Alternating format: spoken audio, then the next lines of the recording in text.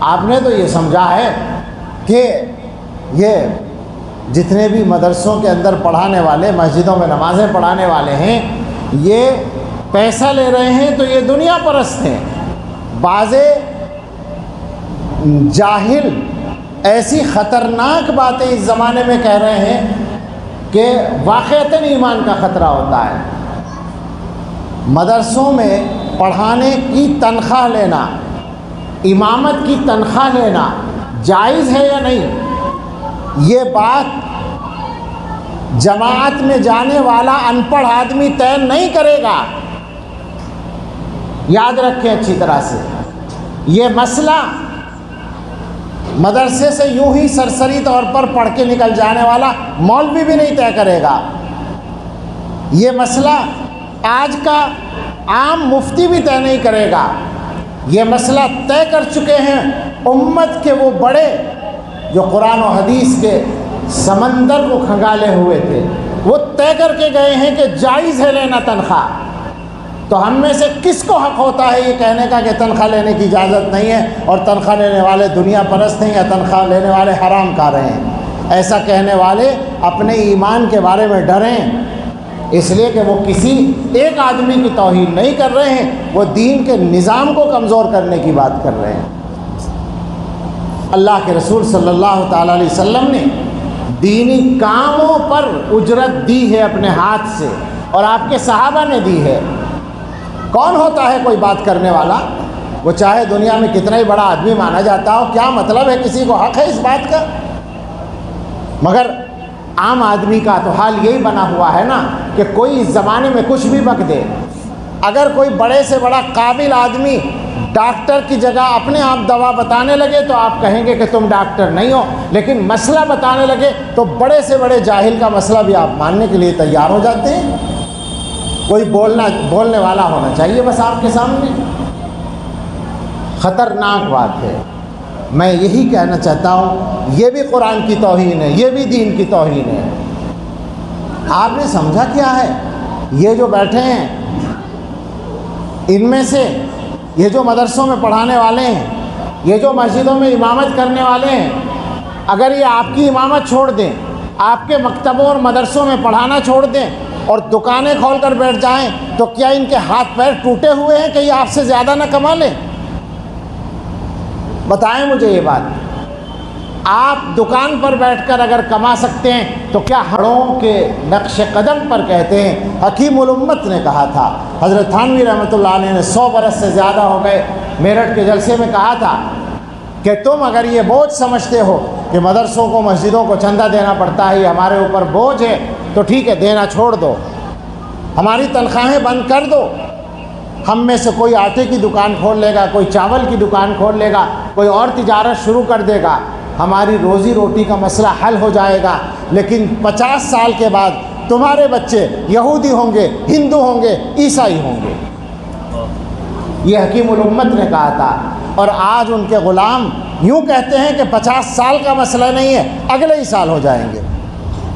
یہ سنبھالے بیٹھے ہیں ہمارے ایمانوں کو، یہ ہمارے فضلاء، یہ ہمارے مدرسوں سے پڑھ کے آنے والے یہ نوجوان، یہ آپ کی رعایت کرتے ہیں، یہ آپ کو عزت دیتے ہیں، یہ آپ کو بڑا مان لیتے ہیں، یہ آپ کو ذمہ دار مان لیتے ہیں، تو آپ نے یہ سمجھا ہے کہ ان کی کوئی قیمت ہی نہیں ہے؟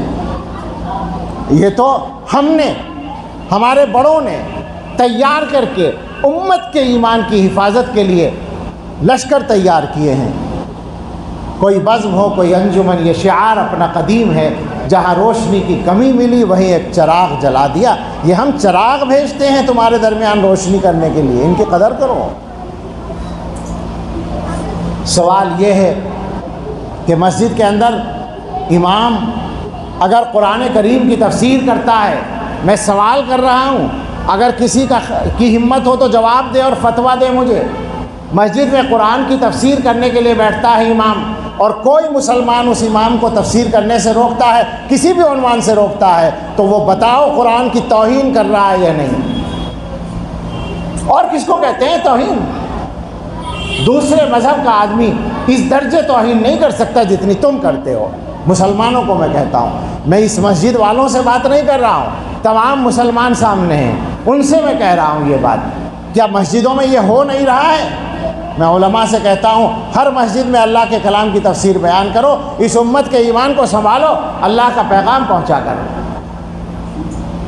قرآن کی کیا یہ ہوتا نہیں ہے کہ مسجد میں امام صاحب قرآن کی تفسیر کرنا چاہتے ہیں اور ان کو روک دیا جاتا ہے کہ یہاں قرآن کی تفسیر نہیں ہوگی؟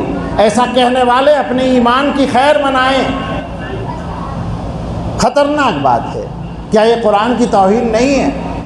سب توبہ کر لیں، اس امت کے حالات یوں ہی نہیں بگڑے پڑے ہیں، ہم نے اپنے ہاتھوں سے حالات کو خراب کیا ہے، اور اللہ کی قسم کھا کر کہتے ہیں یہ بات کہ جیسے خراب ہمارے معاملات ہیں اتنے خراب حالات نہیں ہیں۔ اللہ نے کرم کر رکھا ہے، اللہ نے رحمت فرما رکھی ہے، اللہ تعالیٰ نے حضرت محمد صلی اللہ تعالیٰ علیہ وسلم کی برکت سے ہمیں عذابوں سے بچا رکھا ہے، ورنہ ہم نے عذابوں کو دعوت دینے میں کوئی کسر نہیں چھوڑ رکھی ہے۔ میں سمجھتا ہوں کہ شاید سالوں کے بعد میں نے کسی مجمع میں اس لہجے میں بات کی ہوگی، میں نے چھوڑ دیا ہے اس انداز سے بات کرنا، لیکن شاید کبھی ضرورت بھی ہوتی ہے، یہ پیغام پہنچانا ضروری ہے۔ حالات بہت خرابی کی طرف جا رہے ہیں، ایمان خطرے میں پڑے ہوئے ہیں، اور ہماری غفلت ٹوٹنے کا نام نہیں لیتی۔ بچوں کی بات ابھی مولانا توحید صاحب بیان میں کر رہے تھے، بچوں کی تربیت وغیرہ کے بارے میں آپ ذرا بتائیں، وہ جو بچے ایمان چھوڑ رہے ہیں، راز تو نہیں ہے کوئی، پتہ ہے نا آپ کو کہ بچوں کے ایمان جا رہے ہیں، کوئی الزام تو نہیں لگا رہے ہم کسی پر، ہمارے پاس تفصیلی خبریں موجود ہیں، دلی کی موجود ہیں، یہاں پرانی دلی کے بہت سارے میرے احباب آئے ہیں، ان سے پوچھ لو ان کے پرانی دلی کے علاقوں میں کتنی لڑکیاں غیروں کے یہاں چلی گئی ہیں۔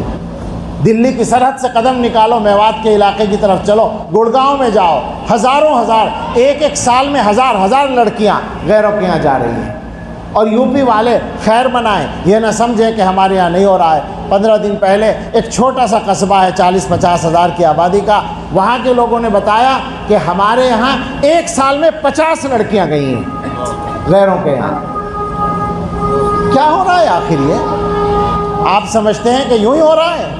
یہ ہماری غفلت کی سزا اللہ کی طرف سے آ رہی ہے۔ جن بچوں کے کانٹا چبھنا ہمیں پسند نہیں ہوتا، وہ بچے ہمیشہ جہنم میں جلنے کے لیے جا رہے ہیں، اور ہم خاموشی سے دیکھ رہے ہیں۔ وہ ماں باپ زندہ کیسے رہتے ہیں؟ وہ ان ماں باپ کو نیند کیسے آتی ہے؟ اور پھر دوسرے ماں باپ ان سے عبرت کیوں نہیں پکڑتے؟ غفلت کا یہ عالم ہے، کچھ پتہ نہیں ہے اولاد کہاں ہے اور کیا کر رہی ہے۔ میں جگہ جگہ پوچھتا پھرتا ہوں، عشاء کے بعد جب کہیں بات ہوتی ہے، آپ سے نہیں پوچھ رہا ہوں، دوسرے موڈ میں بات ہوتی ہے، پوچھتا ہوں لوگوں سے، آپ بیٹھے ہوئے بیان سن رہے ہیں، مسجد میں بیٹھے ہیں، آپ دیندار ہیں، آپ نیک ہیں، مجھے ایک سوال ہے، میرا ایک سوال ہے، مجھے اس سوال کا جواب دیں۔ آپ میں سے جس کے گھر میں بھی 15 سال سے 25 سال تک کا کوئی بیٹا ہے، بالغ لڑکا ہے،